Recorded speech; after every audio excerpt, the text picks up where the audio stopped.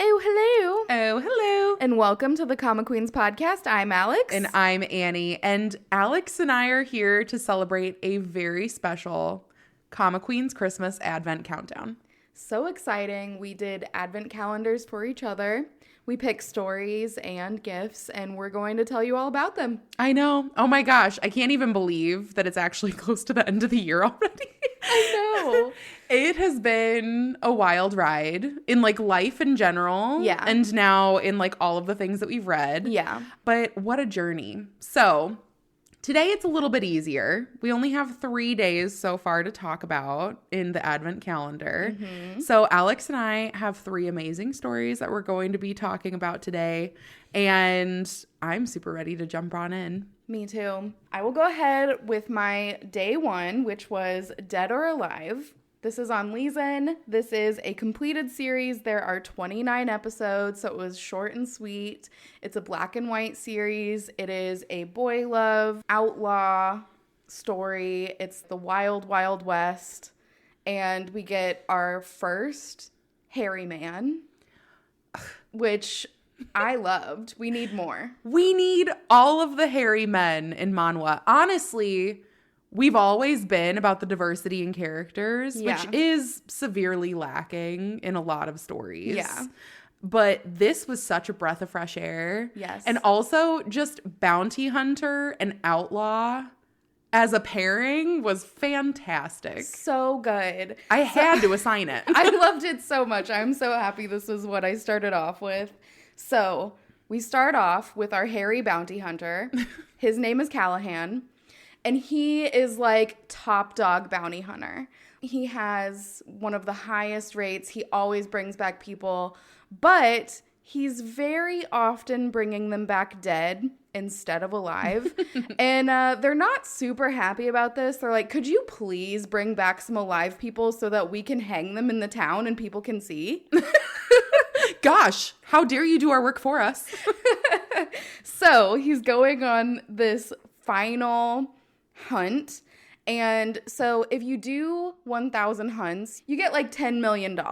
Yeah. And so this is his last bounty. It is for Johnny the Grifter. And the people who are giving the bounty out are like, bring him back alive. This guy is hated. And we need this to be like a public execution of him, because the crime that he is guilty of is befriending elderly couples and taking all of their money. So Callahan, he's on the job.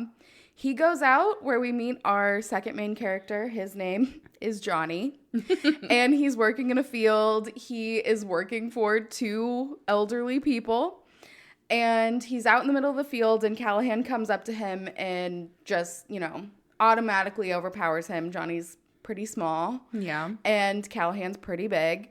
And Johnny's like, no, you have the wrong person. Like 3 other bounty hunters have been here, and they all thought it was me too, but don't worry, they were wrong, so you can leave now. Yeah. Callahan's like, no, you will be coming with me, dead or alive. So Johnny makes a deal with him, and he's like, look, we're going to go to town, and I'm going to be proven that it's not me. And once it's proven that it's not me, you have to split your winnings with me. Once you find the real Johnny the Grifter. My name is Johnny. I'll give you that. And I do kind of look like the wanted poster. I love the wanted poster because it's so poorly drawn.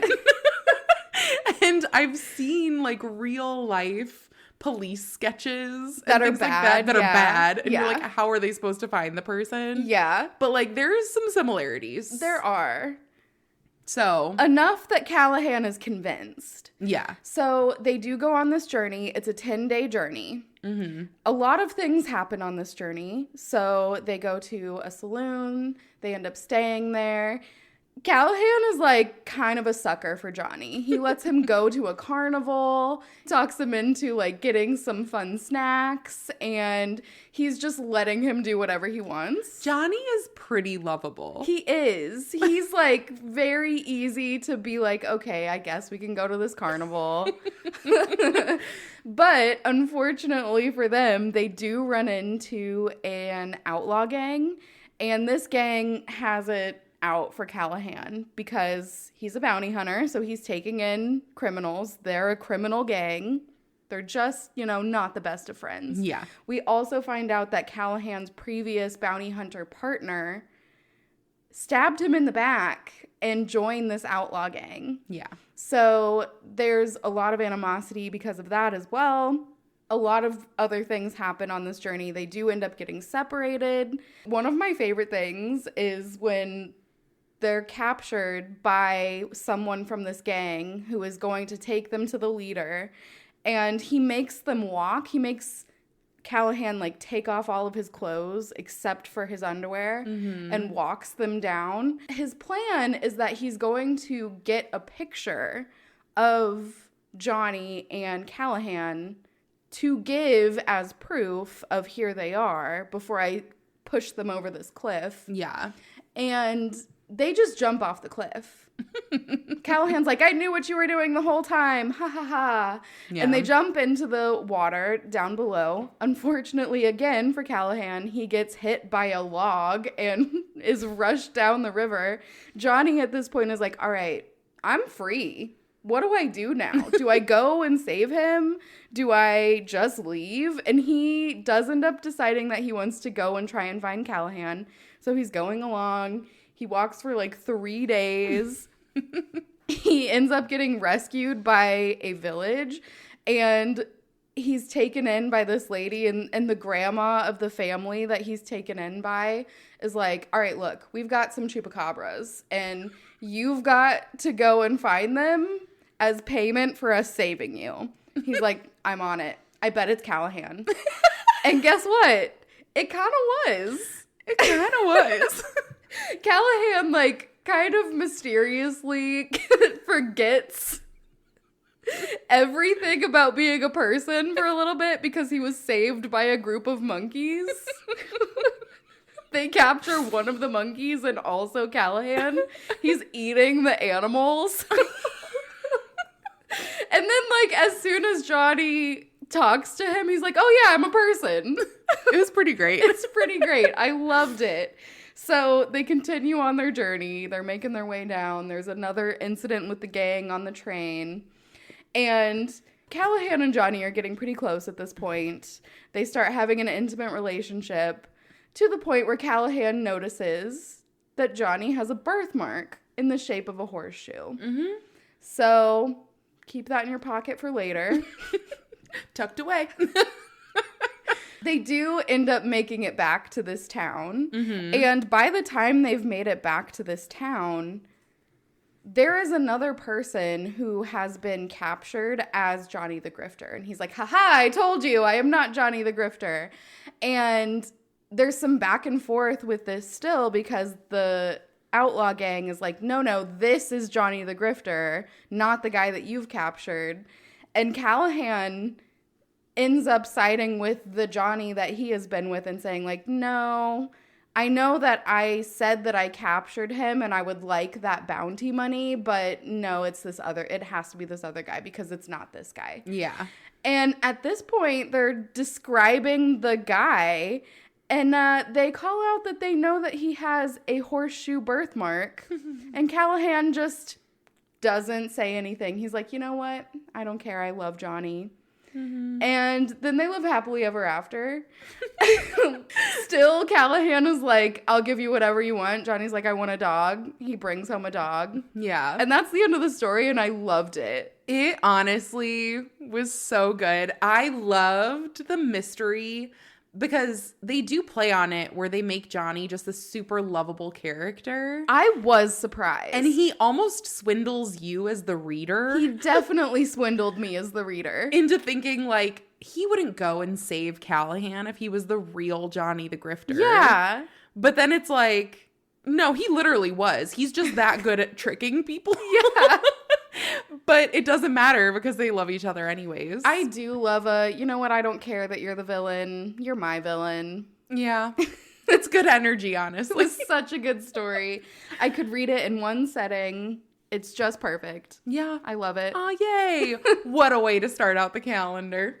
So, what was your day one? Okay, so my day one was definitely a present to me because I got to finally start reading some of my physical copies. So I'm excited about that. This one was Here You Are, you as in like the letter. Yes. It is written by Dijun, and this is a webtoon series that's now in print with Aloha Comics.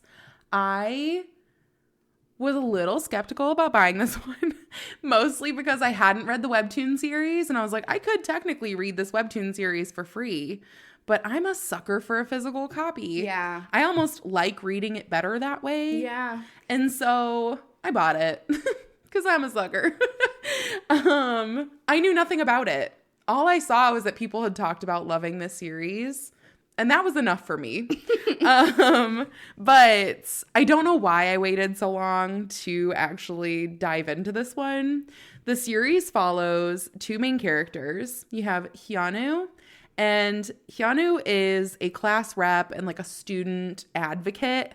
And he's a sophomore trying to help all of the freshmen get acclimated, get set up in their dorm rooms at the beginning of the year. He's like a department rep, so he helps everybody get familiar with their class schedules, and he kind of helps at the socials to get everybody acclimated.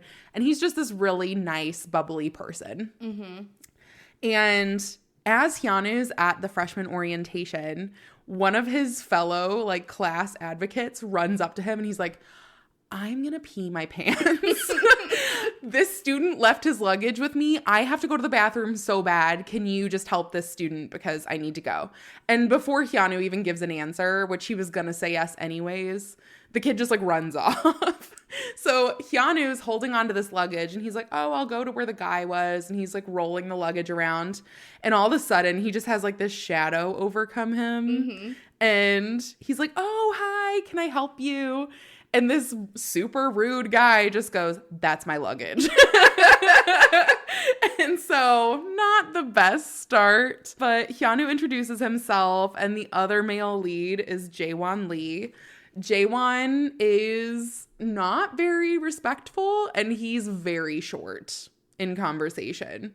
So Hyunwoo's trying to, get to know him, is like, oh, we're in the same department. We'll be seeing a lot of each other. And Jaewon doesn't even respond. And as they get to Jaewon's dorm, Hyunwoo's like, oh, okay, you can take out your key and get in. And Jaewon's like, weren't you supposed to give me my key? And Hyunwoo's like, okay, I'll go get that for you. Running away. He's like, what an ass. And so Hyunwoo's just trying to keep that kind, bubbly demeanor. But underneath, he just has this little like seething poke in his head that's just like, how dare he be disrespectful to me as his senior? And so he starts getting a little shitty. Hyunwoo shows back up, gives him the key, and Jaewon literally takes the luggage and goes inside and slams the door. And so Hyunwoo's like, great, I get to spend all this time with this jerk. So the next day they go to one of their classes. It's like a military prep course. So it helps them with a bunch of their like physical requirements, everything else. And Hyunwoo's helping out everybody. He's like, oh, I've got these water bottles. Some people don't like to drink the water bottles cold. You can have a warm water bottle. He's so accommodating. And Jaewon's just sitting under a tree, not talking to anybody. Like, he does what he needs to and nothing else. And Hyunwoo is kind of just like, okay, whatever. I'll leave him be. He can be a little, sob story in the corner by himself. Everyone else is having a nice time. And he's also really good at ignoring the fact that there are multiple kids in the group who are kind of assholes. Like, they're all kind of spreading rumors about Hyunwoo because they hear that he's gay. Mm-hmm. And so they're all just kind of talking about him behind his back. And he just brushes it off. He's pretty good. He's like, this is not my first rodeo. Yeah. But after their military training course, Hyunwoo ends up going through some of the hallways and he hears somebody playing the piano and he peeks in and he sees that it's Jaewon. And he's like, oh, he's like really good at piano. Maybe I could like push him to join a club and maybe he'll get familiar with people. And so he's like, I'll talk to him about it when I see him next time. So the next day rolls around and Jaewon has skipped his military training course. And everyone's like, it's like the second day of class. Where did this guy go? And they're all kind of talking shit about Jaewon. They're like, ugh, he's so standoffish. No one even likes him. And Hyunwoo kind of understands where they're coming from. So Hyunwoo's like trying to reach out to Jaewon. He's texting him. He's like, hey, the gates are going to close and you're not going to have an easy time getting back into campus. Text me when you get here. Where did you go? Why are you doing this? Tries calling him. No response. And you as the reader find out that Jaewon has gone home.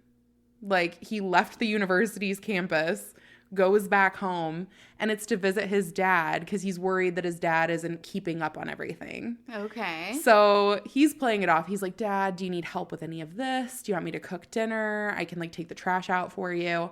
And his dad's like, go back to school. What are you doing? So it's not like he has to go take care of his dad because his dad can't take care of himself situation. Nope. He's just pretending it is. Yeah, he himself is like, this is my responsibility to take care of my dad. And I think he's homesick. Yeah. You know? So you find out that Jaewon's mom recently passed away. And so he's really trying to make sure that his dad's doing okay. He's also not been able to really process it all. And so that's just where he feels most comfortable. He's standoffish because he's really depressed. Yeah. And so Jaewon realizes that Hyunwoo's been reaching out and he's like, maybe he's a nice guy. Like I should probably just apologize for, you know, ditching class and not telling anyone. And Hyunwoo kind of gets on Jaewon's case. He's like, where do you think you're going, bud? Like, you just think you can frolic away and go home and do whatever. And so Jaewon kind of takes a different course and goes, excuse you, actually, maybe you should get off my case because you don't even know what the hell you're talking about. And they butt heads a little bit. And Hyunwoo feels a little bit like a jerk because the next day, the teacher that he's working with is like, hey, do you know Jaewon? He's having a really tough time because his mom just died. And he really just seems like he needs a friend. And Hyunwoo's like, fuck me. He's like, I am a complete asshole. So Hyunwoo ends up going and apologizing, and he's trying to get Jaewon to join all of these different clubs.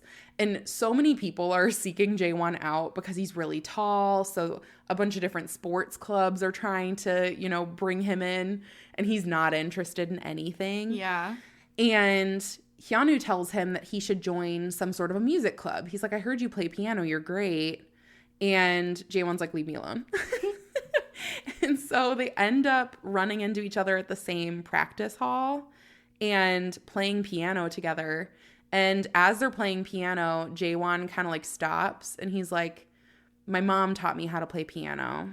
So I have like a conflicting feeling with it because she passed away. Yeah. And so he starts to like really quietly open up to Hyunwoo. And he's like, okay, we're getting somewhere. Like he doesn't have to be friends with everybody, but I can be friends with him. Yeah. So at the very end of volume 1, you see that Hyunwoo ends up sneaking out because it's like a private university. They have like a gated community almost. And so he climbs over the gate and Jaewon sees him because he's also on the other side of the gate. And he's like, where do you think you're going? And Hyunwoo goes, that's rich coming from you. You're on the wrong side of the gate too, bud. So he invites him out to this bar, and it's a gay bar. And everyone at this point already kind of knows that Hyunwoo is gay because a couple of the really shitty kids from the military training course end up playing like Truth or Dare and outing him in front of everyone. Mm-hmm. And Hyunwoo just plays it off. He's like, yeah, I am gay. Why are you interested? And so they go to the gay bar and Jaewon just like quietly spends time with him. But there end up being some rowdy customers that like grab Hyunwoo's ass and make some moves. And Jaewon is just like, do you need help? And Hyunwoo's like, yeah, go get him. And he does. He like beats the shit out of these guys. Oh my gosh. But he also gets the shit beat out of himself. Oh no. So both parties look bad. Hyunwoo like got his shirt ripped and he was egging Jaewon on the whole time. He's like, he ripped my shirt. Rip his shirt back. And so Jaewon does, like he literally was fighting for him. And so the end of this novel is where they're patching each other up, putting on like ointment and whatever else. And they realize that they're going to go and get back to class. And Jaewon ends up catching Keanu when he's like kind of tripping over himself. And both of them kind of just have a moment where they're like trying to collect themselves because they're like, oh, I kind of like being around this person. I love it. Oh my gosh. I'm glad you love it. I know you were on the fence about this one. I loved it so much that literally Crunchyroll had the Black Friday sale. Yeah. And I was like, all right, I got to catch up on the rest of the volumes. How many more volumes are out? So volume 3 just came out. Okay. So, and unfortunately for me, this series on Webtoon, if you fast pass, has up to 121 episodes so far. Yeah. How many were in the first one, would you say? 19 exactly. Ooh. Yeah, let's take a moment of silence for my financial future. I understand as I'm staring at my 6 volumes of a need right now, so I get it. Yeah. Yeah. Yeah. It's gonna hurt a little bit. It's gonna sting. But you know what? I will say I do still really like gravitating towards that physical novel. Yeah, I do too. And they're nice and hardcover. So, yeah. Merry Christmas to me. But yeah, I'm super glad you assigned this one to me, mostly because I was nervous to start it and then be like, ugh, it's like another series I'm starting. What if I'm not happy that I invested in it? Yeah. But I am. So, good. It worked out. Happy first day to us. Happy first day. All right, Alex. How was your second day? Okay, so day 2, I had Richard Fight Island. This is my favorite. You have been trying to get me to read this for years. Yes. Your platform has been that it is a heartwarming story. And, all right, listen. I loved this story. Yes! Would I classify it as heartwarming? Not at all. However, this is a manga. It's 2 volumes. There's a lot going on. That's your description. You're Yeah. like, okay. Okay, next. So we start off, and this is a world where we have the actual world that we live in right now, but there's a group of islands, and this group of islands is very secluded, and they have their own way of doing things. And on this group of islands, they have fights to see who's going to be the ruler. Mm-hmm. These fights are done with their Richards. What would that be for short? That's their dicks. So they have armor for them and everything. Like, this is a huge deal. Every clan has a chosen person that is going to represent their clan. Mm-hmm. And whoever is the winner becomes the chief for all of the clans. Whoever's the wiener. You may be wondering, how do you win? Oh, please do tell. You win by being the person who doesn't come. Mm-hmm. If you come, you lose. Yeah. So it's as simple as that.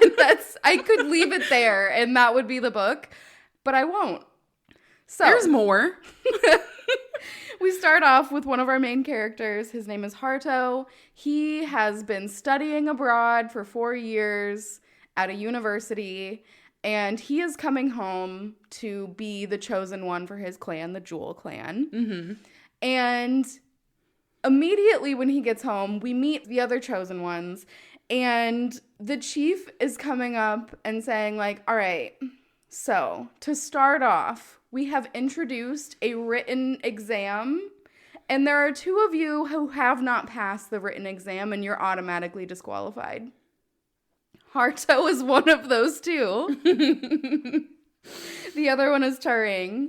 And Harto lost because he wrote his essay in the language of the outside world instead of their own language.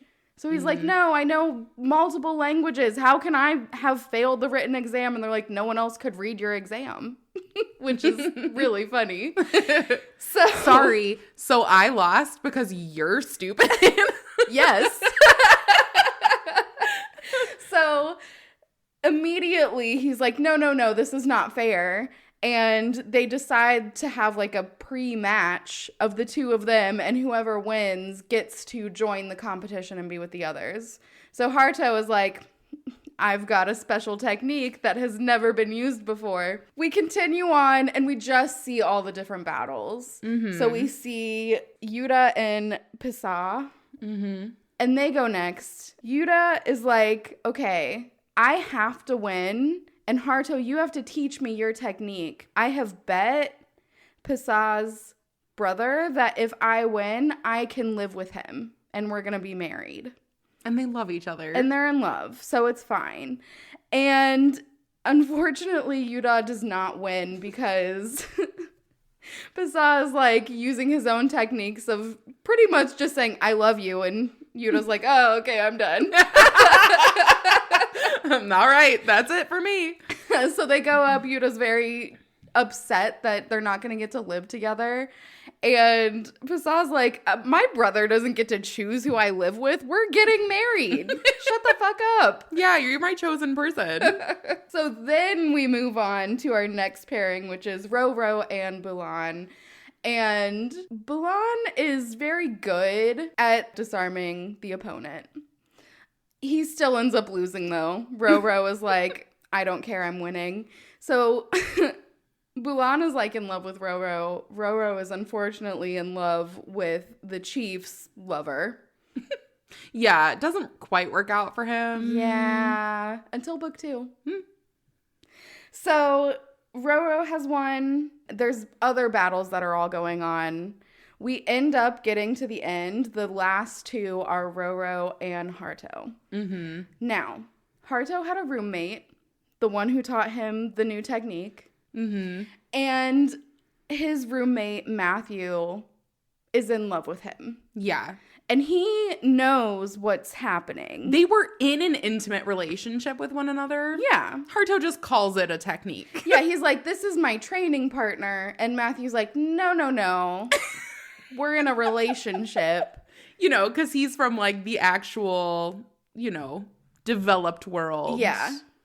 So he decides that he's going to go and see what's going on. He's like, I have to see these battles. He gets there and he's like, this is not what I expected at all. And I gotta say, same. Yeah. Honestly, Matthew is my absolute favorite character because it's so relatable. Like, you as a reader are like, what the fuck is going on? And then Matthew's introduced later and you're like, thank God it's not just me. Yeah. He's like, what the fuck is going on? We're like, you and me both. So because Matthew is there now, Harto is conflicted. He's like, okay, I only love Matthew and I only want to be with him, but I have to compete for my clan. Yeah. And so he's battling Roro. Roro kind of stops him mid-battle and is like, I don't want to battle you. I want to battle Reg, who he's in love with. Mm-hmm. And so he does, and Roro loses. And that's it.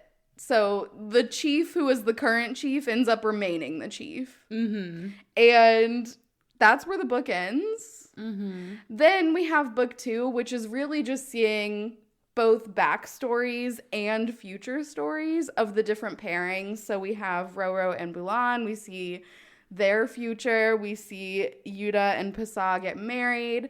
We see Harto and Matthew when they first met, and also in the future when they've gone back to the developed world. And it's just, I really loved the second book because it's pretty much just fluff. Yeah. Smutty fluff, but fluff. Smuff. It's smuff. I don't think I like that. So I know you wanted to know who my favorite pairing is. Yeah. And it's Roro and Bulan. Oh. Yeah. I did not expect that. No? What did you think it would be? I thought it'd be Yuta and Pisa. Really? Yeah. Is that your favorite? No, I like Harto and Matthew. Yeah. That's who I thought you would pick too. Yeah. Just because they're like the main ones. They're the main ones. And I just love like their dynamic and how they're so different. See, that's what I love about Roro and Bulan though, because Roro is like scared of Bulan. And he should be. And I love that because Balan is like the most beautiful man ever, but he's so forward. And Roro is like, please, no. I don't know. He kind of likes but it. But he also kind of loves it.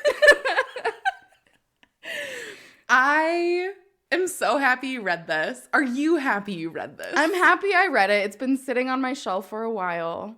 And now you get to send it home. Yeah. Which is with me. Yeah. It's where it belongs.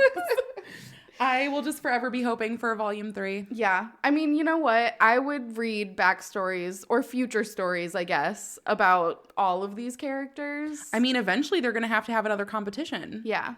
Maybe there's new characters? Probably. Who's to say? You know who I bet would come back in that? To Ring. Probably. Maybe he's eligible this time. And now Harto knows to write it in the correct language. Yeah. So it's fine. Well, I am super glad to have it back home. I'm so glad you read it. I'm glad that you enjoyed it, though you wouldn't classify it the same as me, but that's okay. So, for my second day of the Advent calendar, I was assigned to read Volume 1 of Monster and Ghost. This is a newer release. So this only released October of this year. So only a couple months old. This story is by Hime Miko, and it's published by Tokyo Pop. So if you haven't gotten this manga, I highly recommend. The art is gorgeous. But this story follows Tsubaki Katone. He is kind of a gangster, but he's also a high schooler. But he's terrifying. So he's officially transferred to a new school. And unfortunately, like, he's supposed to be going and, like, introducing himself to his homeroom class. Mm-hmm. And he's late in introducing himself because he got into a fight with an upperclassman. And he won, but he's got, like, blood all over him. So his classmates, great first impression. Yeah. Probably would have been a good first impression on you.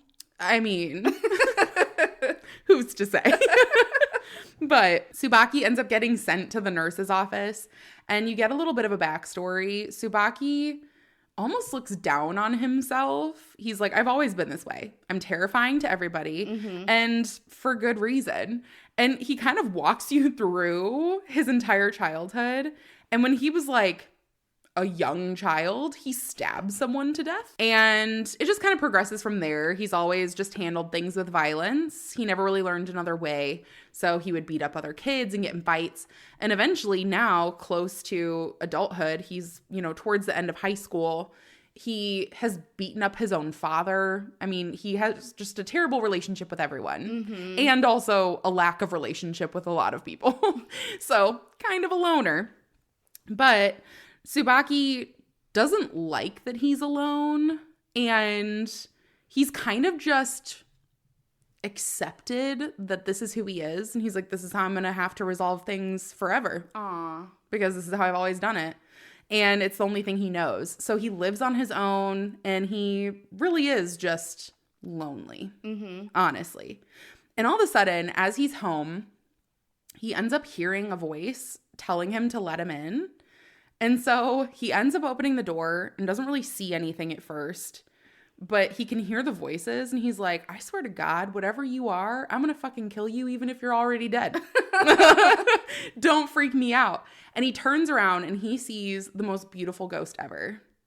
And the ghost is terrified because he goes, you can see me? Like, how did you see me?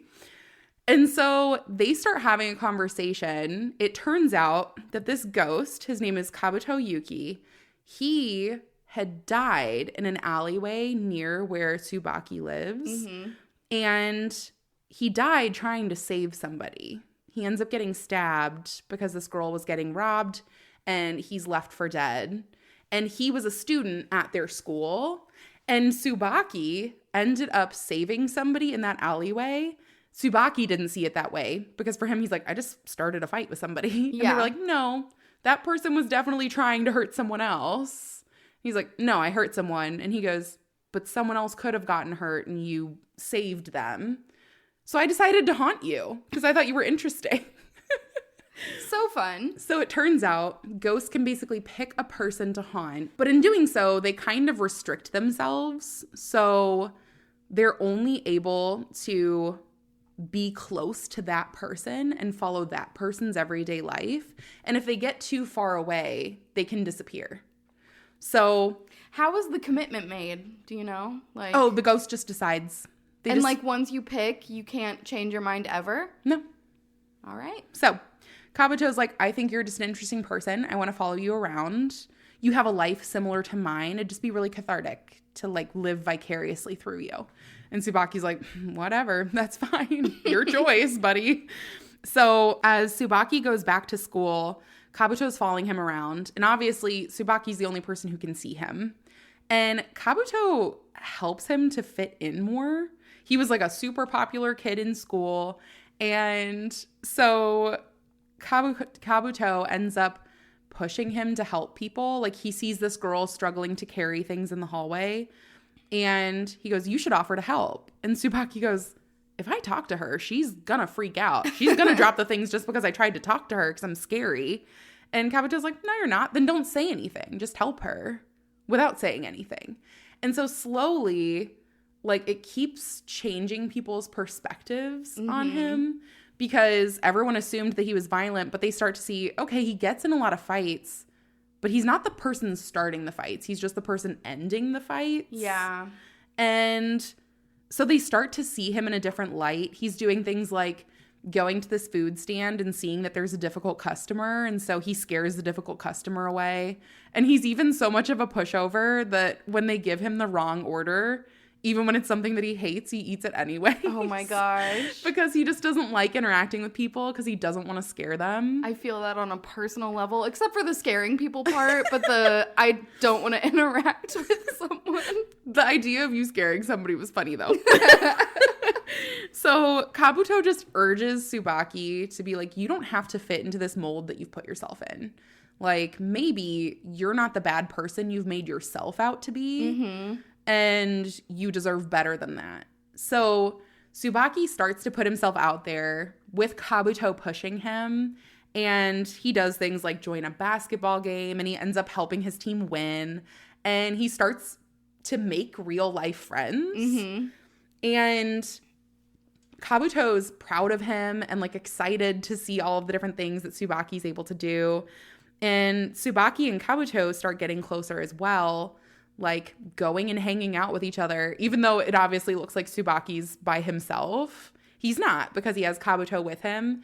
And Tsubaki feels almost indebted to Kabuto because he's like, I've actually started finding myself. And like, I never would have done that if you didn't push me here. So there's one scene, they go to a movie theater together and he orders this popcorn because Kabuto says that he would want to eat it. He's like, I can't because I'm a ghost. And so Tsubaki ends up doing like a little prayer and offering it up as this sort of offering. He's like, I offer this to the dead or whatever. And it ends up showing up for Kabuto. So he's able to enjoy the popcorn with him. And so it's just so cute how they spend their time together. And kind of where we leave off is, I don't want to do spoilers because it's really good. Yeah. And I know it's going to be a continuous series. But where we leave off, there's a little bit of a panic going on. And Kabuto and Tsubaki end up getting separated. Oh, no. And as you know, they're not supposed to be super far away from one another. So it's a little bit of a gray area what's going to happen next. But I love it. Oh my gosh. I'm so glad you love it. I just love the idea of this super hardened person really just being so soft on the inside. And this ghost being like, I'm living vicariously through you, and them being connected to one another on multiple different levels. Yeah. It's just so cute. And I love it. It's also just gorgeous. Oh my gosh. That's why I picked it. Is the cover. I mean, Yeah. we all know that I pick books by their covers, and that one was a beautiful cover. You know what? It is successful almost every single time. So I highly recommend doing it, and I really do think that you should read Monster and Ghost. Oh my gosh, so exciting. Successful day 2. I know. All right. It's down to day 3. Okay, so day 3, I had My Dress Up Darling, volume 1 only. How many are there? 14. There are 14. This one was cute.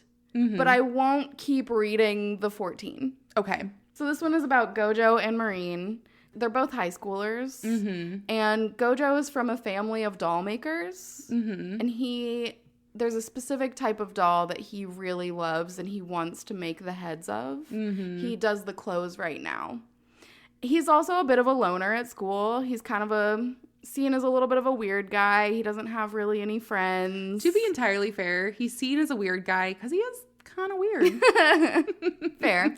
Marine is the opposite. She's super popular. Everyone likes her. She is always surrounded by people at school. And Gojo is like looking at her and thinking, wow, like she has so many friends. She's so cool. Like if she liked things like me, then she wouldn't be cool.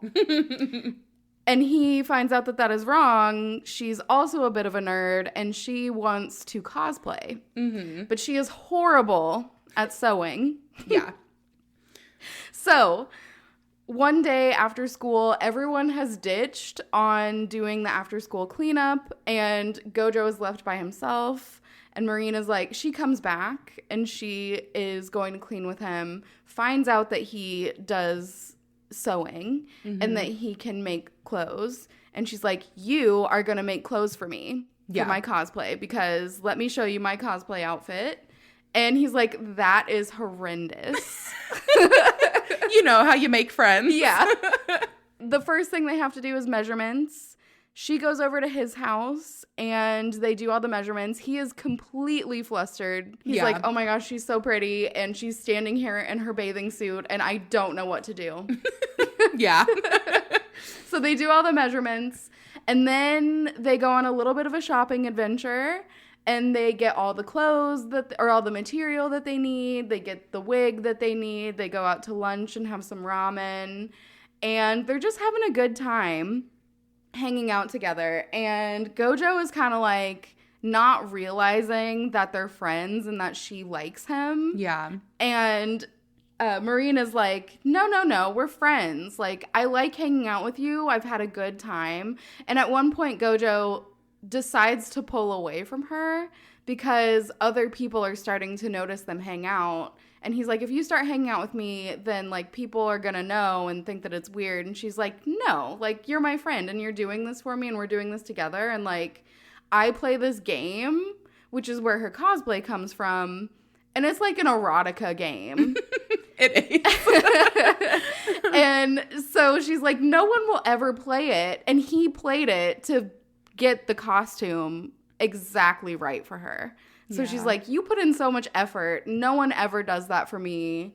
And so where we leave off in this one, they've got all the materials and they're looking up places to wear this cosplay outfit. And Marine sees there's an event in 2 weeks. And she's like, cool, Gojo, you have 2 weeks.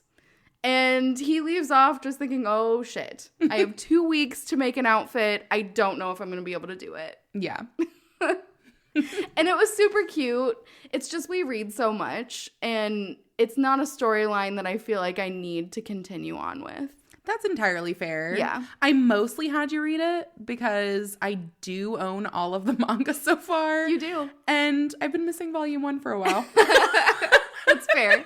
It has been here for a while. I will say this series has such a special place in my heart. It is one of the most wholesome romances that I've read.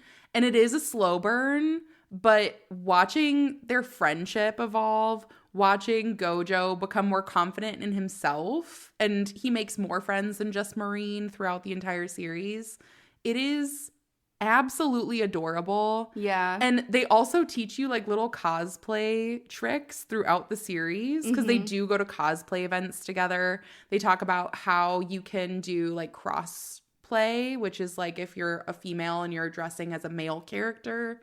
And I truly just love them so much. I literally have the manga, I have the anime. Yeah. And I'm caught up on everything. Yeah. And I just love them. They're so cute. Yeah. Yeah. It's for me. You did this for me. Merry Christmas to me. No, I'm glad you read it, but I will continue with it. Good. And if you ever want updates, I'll give them to you. Yeah. All right. So for day 3, the last story to talk about today, I was assigned Breathless Time Traveler. This is a story we picked up together at a local bookstore. Yes. Specifically off of the cover and the fact that the beginning of the description is like, this girl loves Ariana Grande. I go, sold. We did make a mistake on this one, though. Okay. There are a lot of feelings around this one, so I'm going to have to hop into it. This story is by Yuyuko Takemiya, who is the author of Toradora. And that was also one of the selling points for me because I have seen the anime Toradora, like the opening episode, and I did like it and want to watch the series. So I was like, oh, okay, I'm going to like this. She writes romance series. This is great. And the description also I thought was good. The description I don't feel accurately describes what happens in the story. Mm-hmm. Once you get past a certain point, yes, but it doesn't focus on the obscurity of what all is going on. So I also thought this was a manga, and it was not. It's a light novel. And it does say so. It does say so on the back, but I was taken in by the cover. Yes. And I will note that as of right now, I'm on like page 132 out of 181. That's so I'm pretty close good to the end. Yeah. And I don't hate it. I just feel like I was misled by the description. And I usually don't read descriptions. Yeah. So I'm almost like maybe if I didn't read the description, I wouldn't have been more. Yeah. Wouldn't have been misled. So the story opens with our main character describing in graphic detail that she is actively dying after being involved in a traffic accident. And when I say graphic detail, I mean like maybe there should have been a trigger warning. It describes a lot of gore in extreme detail to the point that I like read it and took like 20 minutes to come back to it. So you find out that the main character has been involved in a traffic accident, is in the process of dying, and you're kind of with this main character in what you assume are her final moments, and she's extremely scatterbrained. It's kind of hard to follow in the beginning, and you see that she's just grasping on to whatever memories she can. Mm-hmm. So she has one memory that pops up, and it's of her mom who's extremely regimented, and she sees her as perfect, almost to the point of resenting her for it. And she goes, when I was 13, my mom came into my room while I was studying, and I yelled at her to get out, and we got into a huge argument. And my mom was like, oh, can you look at me and tell me what's different? And I kept interrupting her and telling her to leave me alone. And it turned out what was different was that the watch she always wore that my dad gave her, she wasn't wearing it anymore. And I'd never even seen her take it off, like, since I've known her. Mm-hmm. And so we got distracted, talked about why my mom lost it. She lost it at the funeral home after, we laid my grandfather to rest. And she didn't know how to tell my dad. And I said she should just buy a replacement. And she goes, I can't lie to your dad. Mm-hmm. Like, what's wrong with me that I would be so scatterbrained and forget it? And then it ended up resolving itself because the mom called the funeral home. They had it there and she got it back. Yeah. And so she's just having all of these random memories flood back to her. And she's like, I miss my mom. My mom smiled a lot. It would have been nice, like, if I could see her right now instead of this graphic scene that I'm looking at while I'm struggling to, like, keep my consciousness and stay alive. And she starts to hear footsteps coming up to her. And this is where it got a bit obscure. The footsteps that are approaching her, as the person reveals themselves, they're not a person at all. They are a bright blue alien. Okay. Yes. So it turns out now you have Rara, the main character, remembering, oh yeah, right before like all of this happened, I remember sitting down in front of the TV and I was eating ramen. And then there was this TV news broadcast, and this alien who's approaching me right now said, the world is ending, but don't worry, like, we can fix it. And then immediately, as he was trying to describe how it would fix itself, some beam came down and got him and he was gone. Mm-hmm. And then the world started to like collapse around everywhere. So she's like, oh my gosh, it's this alien. And she felt comforted to see him. She's like, maybe he's almost familiar. I don't know.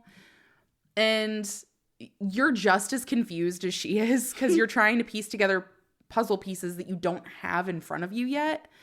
And this alien is like, hey, Rara, need you to stay with me. You can't lose consciousness yet because we got to talk. And Rara is like, oh, we're old friends. I know you. And the alien goes, not really. And he goes, I need you to help me save the world because you're really important. And she goes, okay. And he's trying to describe how important she is. And she's like, look, can you just put this in like manga terms, like what character I am? And so it was funny because she brings up Dragon Ball, which my son loves, and I know nothing about. And she's like, if I was in Dragon Ball, what Dragon Ball character would I be? And he says, you would be Toriyama. And he's the creator of Dragon Ball. So now she's like, well, what is that supposed to mean? And he goes, you can rewrite everything so that the world does not end. Okay. But it has to be you rewriting it. So like make better choices in your life and literally none of the world ending will happen. You will have never even met me. And then we don't even have to worry about this anymore. And so he says, I'm going to send you back to this time and just make better choices.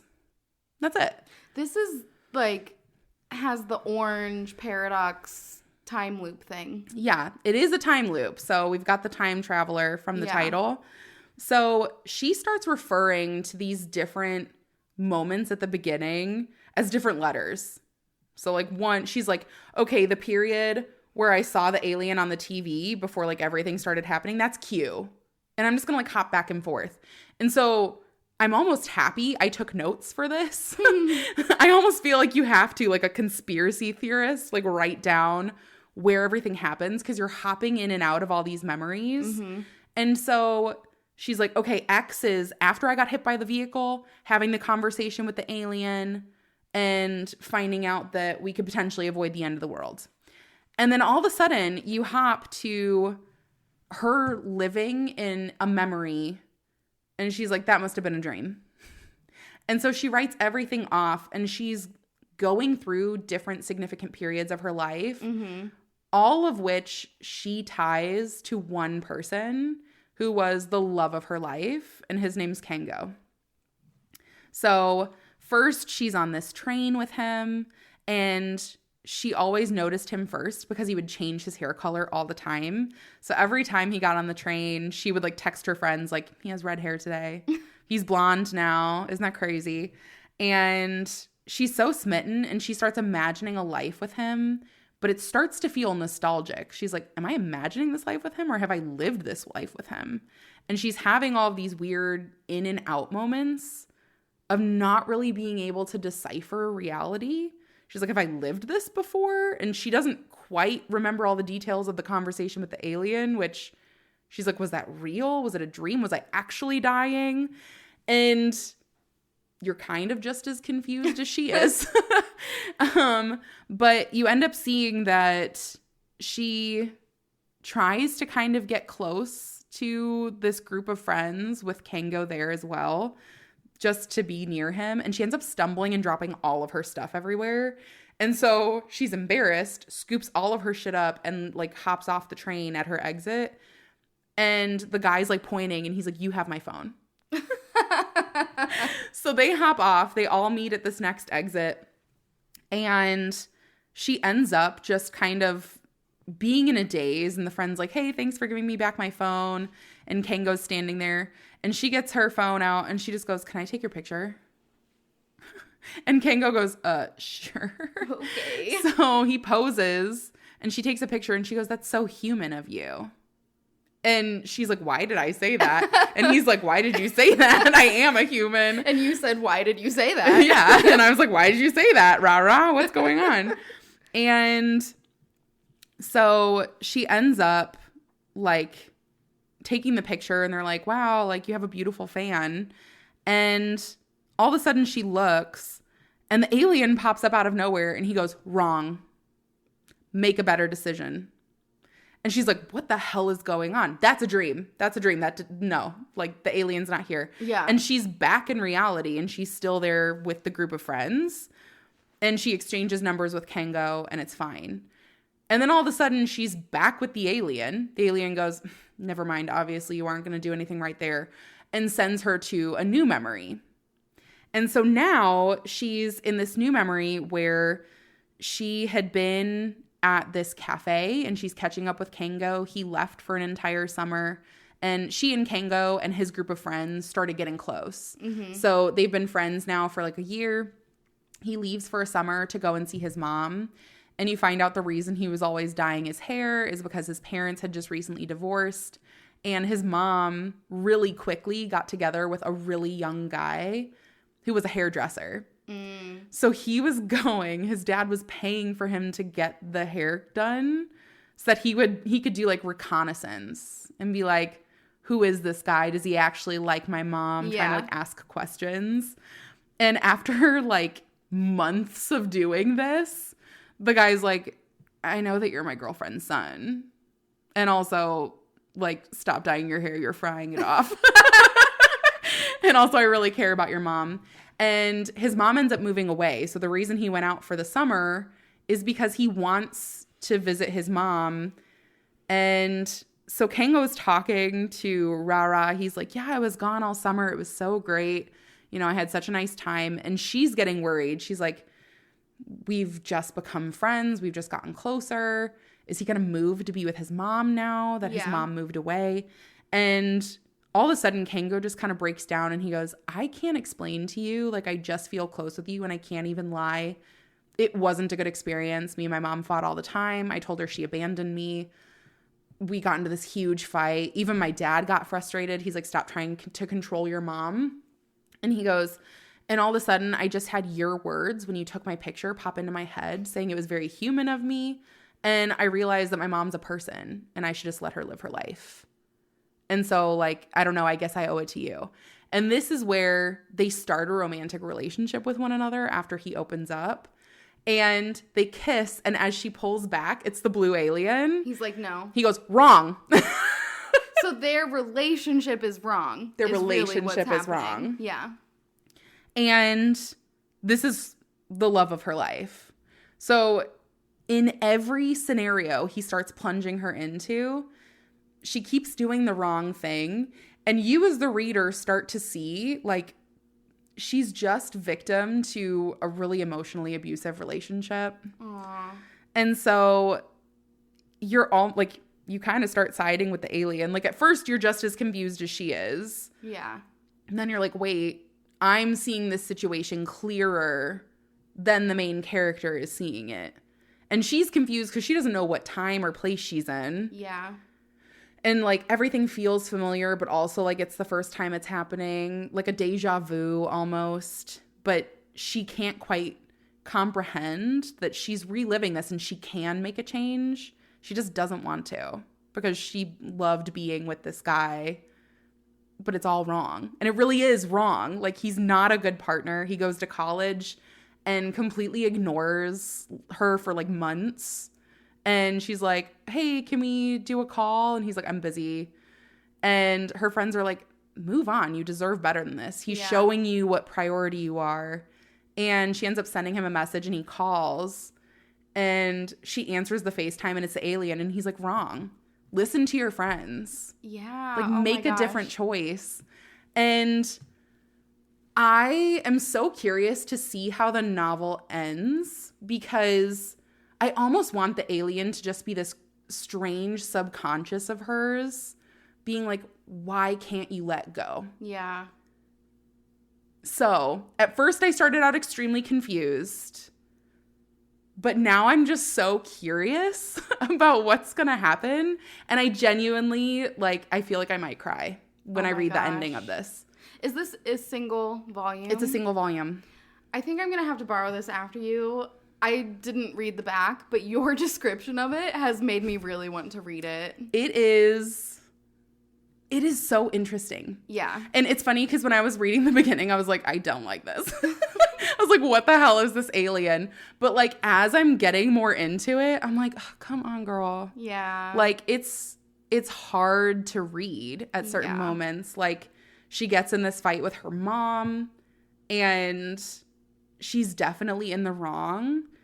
And even at certain moments, Kango is in the right, and he's trying to push her to the right thing, and she just can't make a different decision. Like, she just doesn't want things to be different. Yeah.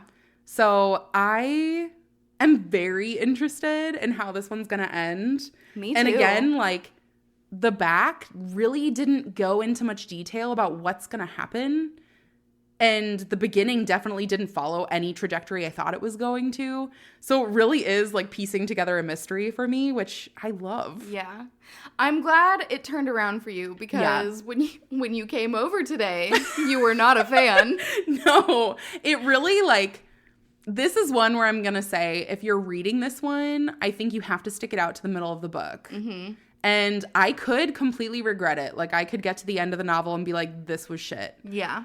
But it does have me wanting to know what she's going to do and how she can make it right and how all of this is tied together. Yeah. So I've got to finish it. Oh my gosh. I'm so excited. I'm going to finish it after you. I know. I almost like want to finish it right now and then just give it to you. I mean, you could. Who's to say? We're here. I have snacks. True. We're in the perfect place. It's great. Well, I am so excited. What a successful start to the Advent calendar. Yes. I will say, obviously, as the Advent calendar goes on, we can't do reading for every day because that would be outrageous. We have real lives that don't allow for that. Unfortunately. I said it and I was like, I kind of wish that it did allow for it. Me too. Just a little bit. But we'll be giving each other gifts because it's Christmas time. Yeah. You gotta do fun things. So exciting. So we'll have a nice little mix in there. And we're looking forward to sharing this with all of you, especially because it's the season of giving. So we'll give you all for the season. It's the reason for the season. And yeah, we know we pronounce it wrong, but like, oh well. We're wrong always. We're always wrong, except for about recommendations usually. Yeah, that's true. So anyways, thank you so much for joining us. And we're definitely looking forward to talking to you all on the next one. Goodbye. Bye.